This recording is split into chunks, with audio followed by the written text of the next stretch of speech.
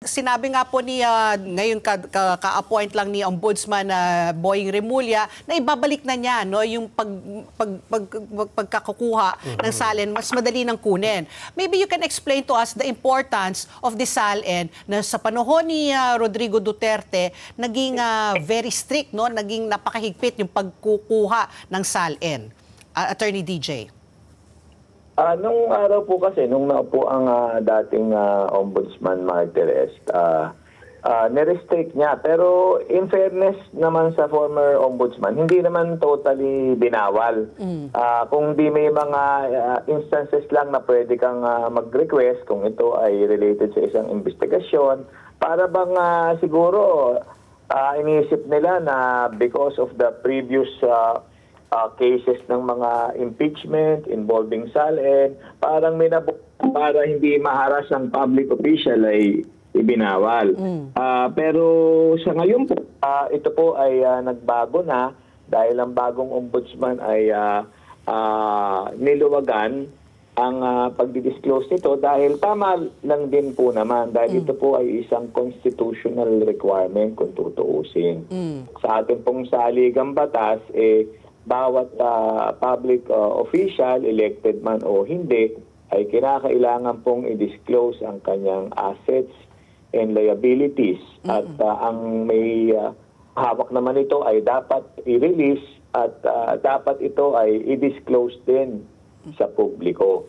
Kaya lang po, madami nang nangyari sa ating bayan sa mga nakaraang panahon. Nagkaroon na tayo ng Privacy Act. Kaya nung nabasa ko po yung memorandum circular, tila binabalanse nito yung karapatan ng public official sa kanyang right to privacy to a limited extent at yung karapatan naman ng publiko po on the other hand para malaan kung ang isang public official ba ay tugma sa decent o simple living na itinatadhana ng batas o baka naman masyado siyang mayaman at hindi maipaliwanag ang kanyang yaman. Okay. Ka Nelson, may katanungan ka? Ano po ba ang nagbago doon sa order o doon sa kautusan ng bagong Ombudsman Remulla? Kasi ang alam ko, di ba, attorney, meron naman tayong Freedom of Information Act. Ibig sabihin, pwede ring i-access ng publiko. Opo. Actually, yun yung malungkot. Hanggang ngayon, wala pa ho tayong Freedom of Information law, no? Kaya hindi nito nasasaklaw yung SALN. Dahil ang SALN po kasi bawat ahensya ng gobyerno ay may custody nitong mga SALN. At ang bawat isang sangay ng gobyerno, may sarili silang panuntunan. Gaya ng Korte Suprema, hindi ka pwede basta makahihingi ng kopya ng SALN from the Supreme Court. Hindi basta-basta inaalaw, may sariling panuntunan.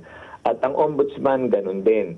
Yung pagdating doon sa presidente at mga ibang opisina na under ng ombudsman, hindi nagkaroon ng restriction.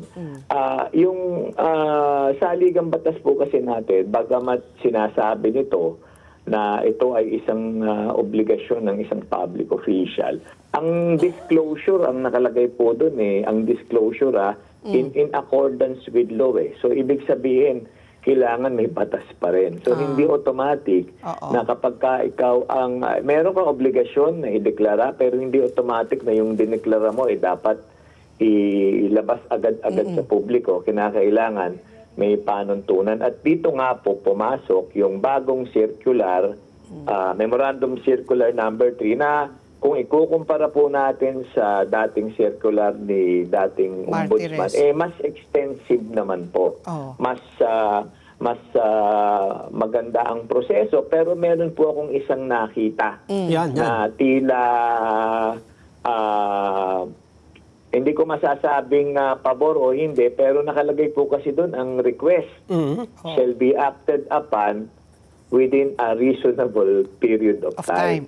Siyempre po, yung reasonable po pwedeng sa akin, reasonable sa inyo, hindi. So, very fluid yung interpretation. Baka i-justify lang na hindi makita or what. Madi-delay din. So, yun lamang naman. But the rest, lalo na yung redacted ang information ng address, ang pirma, personal ang information. mga minor de edad na anak, ito pa naman po ay tama para mag-comply dun sa ating Privacy Act.